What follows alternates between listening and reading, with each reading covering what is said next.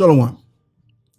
First and foremost, I want to give all of the praises and the glory to the Most High and His Son, Yahweh, Ba'ashem Yahushai, Ba'ashem Rakah Kwadash, and double honors to the apostles of the great millstone that taught me this truth, including the bishops as well.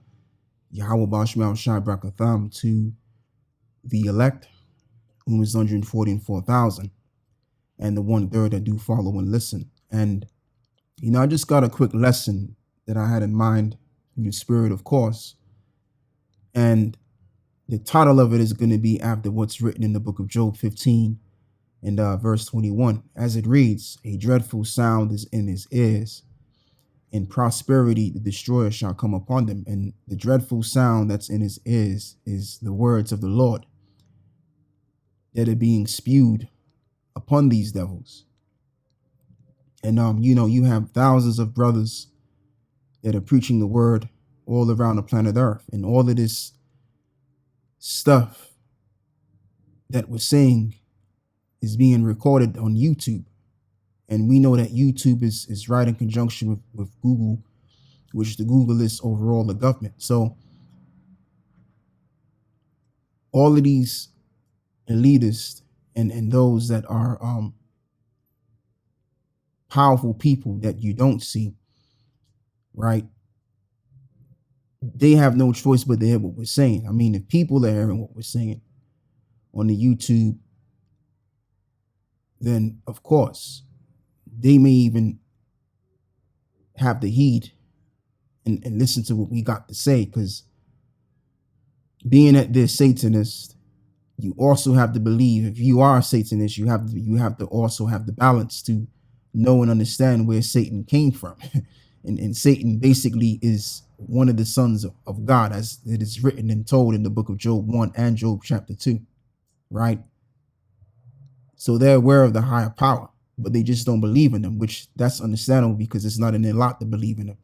And so do we. We also believe in the Most High, which is our main power that we believe in, but we also believe that there's a negative side to the Heavenly Father, and there lies Shaitan. All right. So when we stand on the street corners and we say the things that we say, and we're opening up the book, which is the Bible, to substantiate what we're saying, that's a scary thing, because it's like, for one, we didn't even teach these Negroes or Latinos or Native American Indians that they were Israelites. So how is it that they were able to come up with this knowledge of knowing who they are? So it's got to be by divine intervention, and by the same divine power, we're able to basically be upright in speaking these words unto them, which is dreadful indeed. And we're telling them to their face, look, your society is going to fall apart. You're going to do A, B, and C according to this scripture, according to that scripture. So that's the dreadful sound that they're hearing in their ears. Okay? The words that we speak out of the Bible. It's scary, man. Revelations 11 and verse 11. And after 3 days and a half, the spirit of life from the Most High entered into them, and they stood upon their feet, and great fear fell upon them which saw them, which this scripture is reminiscent of Ezekiel 37. So the people that are going to be in fear are going to know something, what to be afraid of, and what we're saying to them. Because we know that the average person, they're just starting to know what's going on. But the elites have been knowing what's going on for years, and they have, a heavy load of information about the Israelites and everything else. And they know that the Bible is a book of high value. Okay. And they know that the Bible is a serious book not to be tampered with. Hence is why they've allowed the Bible its freedom to be expressed. But we know that in due time that the elites, what they're going to do is because I can see this happening somehow, some way. There's articles that have went out in regards to information that if it's so-called, as they like to call it, false news, something to that equivalent, and especially those that have alternative news programs and stuff like that. All right. And even down here in the UK, there was another article that came out saying that it's going to be illegal for someone to be a whistleblower. So you can kind of see where this is going to go. And eventually the time will come where the Bible will be banned. And that's just going to be as equivalent to when they initiate the MOTB prophecy, which will be the absolute end of the system. Once they do those two things right there, there's no more reason for this system to continue on. And I say that because the Most High is the one that set up these powers that we have today that are calling themselves government. All right. So again, if they go towards in banning the Bible and wanting to implant devices into people, then again, it's going to just simply be the end, because everything would have already came to pass that needed to come to pass prophecy wise. All right. So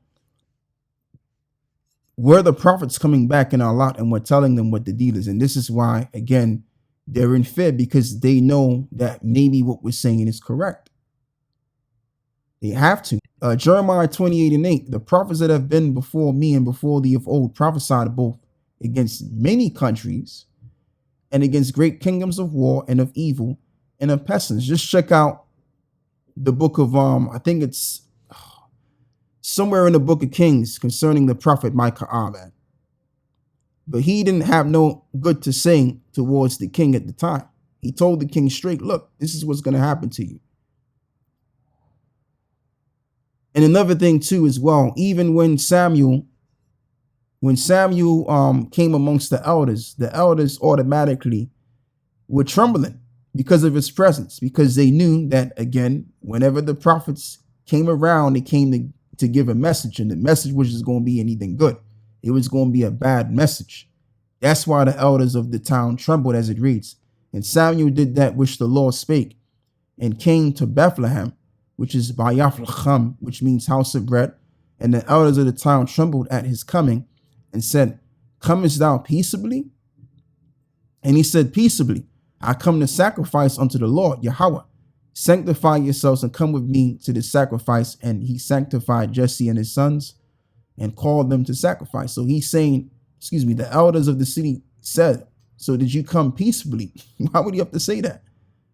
I thought God was all love. If God is all love, the prophets are going to come peaceably, aren't they? So why does it say this? Why are the elders saying to Samuel the prophet, do you come here in peace? So wait a minute, just to include, I thought that the Most High was a God of love. So how come the elders of the city said, comest thou in peace, or peaceably? Salakia, comest thou peaceably? Because the reality is that when the prophets arise on the scene, as well as they did in the past, and as well as they are right now, they've come with a bad message to give. And the bad message is that America is going to be destroyed. All of the people that enslaved so-called blacks and Latinos and Native American Indians will go into slavery.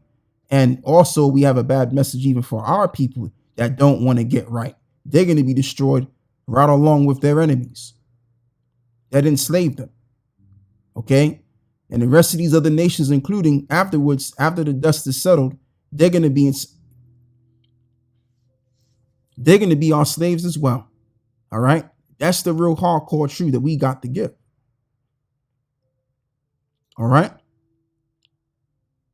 So this world is coming down, and the Lord is coming. And the ultimate dreadful sound, which is what they're hearing, is when we sing, when the Lord makes his second return. That's going to be the most dreadful event since any event even came. Let's even read that in the book of Daniel 12. What I should have said, that's going to be the most dreadfulest event. That's going to surpass all manner of events that were so-called dreadful to man. Daniel chapter 12 and verse 1. And at that time shall Michael stand up, and the great prince will stand up for the children of thy people. And there shall be a time of trouble, such as never was since there was a nation, even to the same time. And at that time, thy people shall be delivered, and everyone that shall be found written in the book. So although there's going to be a great time of destruction. In that same time, of trouble. In that same time, there's going to be deliverance. Who's going to be delivered? The elect of the nation of Israel that continue to do the Father's will according to as it is written. All right. So again, the message is a bad message.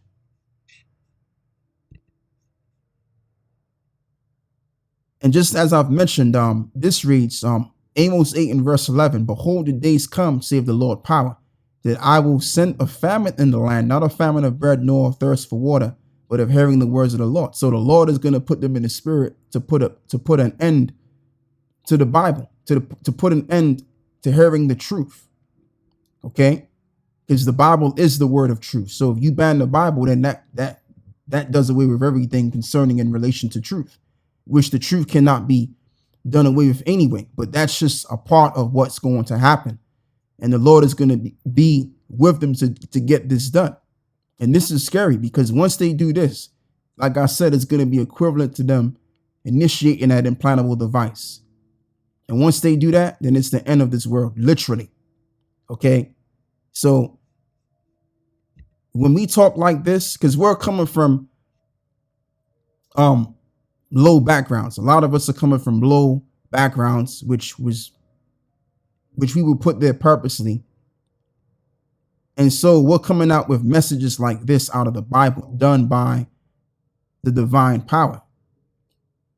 This is what they're probably thinking. Excuse me. This is what they're probably thinking. Okay. So if that's the case, then that means that the God that they now recognize, or the God that they have been recognizing, even though they believe in Shaitan, is now starting to speak through his prophets. Because these guys are out in the street claiming to be the prophets of the Lord and reading the Bible, which is the book of the Most High himself. Now that's scary. That's something to be terrified about. And that's why these devils should be terrified. Okay. Now the average person here and there, again, they're just coming up on things with what's going on, but they still don't really know what's going on really. But these elites, they know that there is a higher power. They have the information about us as a race of people, and they know that we're the people of the Most High. And as well as they know that among us, there lies the prophets, there lies the Messiahites, as I'm going to put it. So if these people are taking a stand on the street with Bibles in their hands, then that means we got some worrying. We got some things that we need to be concerned about. You know, and the more and more we talk, the more and more we get together and bring this Bible out, is the more terrified they're going to be. Okay. So that's pretty much all I have to say with that. I want to give all of the praises and the glory to the Most High and His Son, Yahweh Bashim El Shai Bashim Rakak Wadash. And with that, I'm out. Shalom.